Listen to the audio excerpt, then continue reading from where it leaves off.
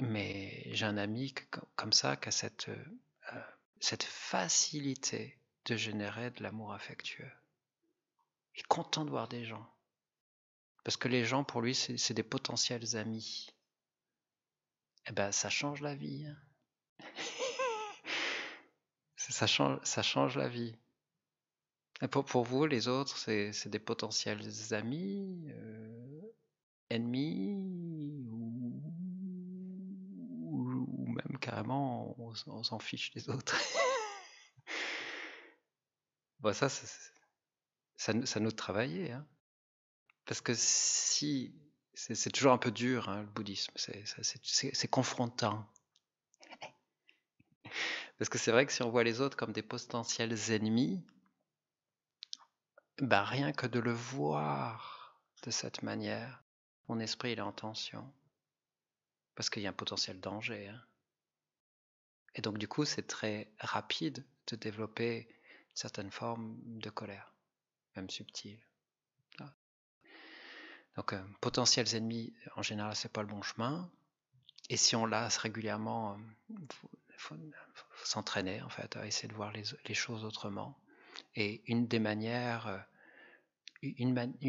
efficaces de voir les choses autrement est de nous entraîner d'ailleurs avec les différents types de l'amour. Souvent, Geshe-la, c'est intéressant, il donne des méthodes pour développer des amours spécifiques, mais on se rend compte quand on creuse qu'on peut les utiliser pour développer les différents types d'amour.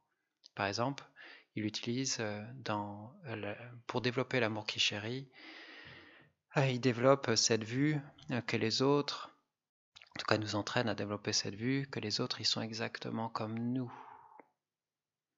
Les autres, ils cherchent à être heureux profondément et ils cherchent à être libérés de tout type de problèmes. Ils s'y prennent pas comme nous, ils n'ont pas les mêmes tendances pour trouver le bonheur ou se libérer des problèmes.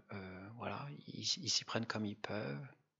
Mais au fond, leurs deux désirs de base, c'est exactement les mêmes que les nôtres. Ben, mine de rien, quand on contemple ça, moi je sais que ça m'a beaucoup aidé. Hein, ça permet d'avoir tout de suite un esprit qui se rapproche des autres naturellement parce qu'on comprend que les autres ils sont comme nous. Donc pourquoi pas avoir une attitude amicale. Et ça c'est juste l'amour affectueux, une attitude amicale et chaleureuse. Donc voilà. Donc l'amour c'est essentiel.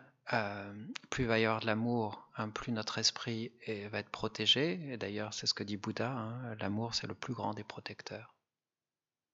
Parce que ça nous protège principalement des perturbations mentales. S'il y a de l'amour dans l'esprit, il n'y a pas d'attachement. S'il y a de l'amour dans l'esprit, il n'y a pas de colère.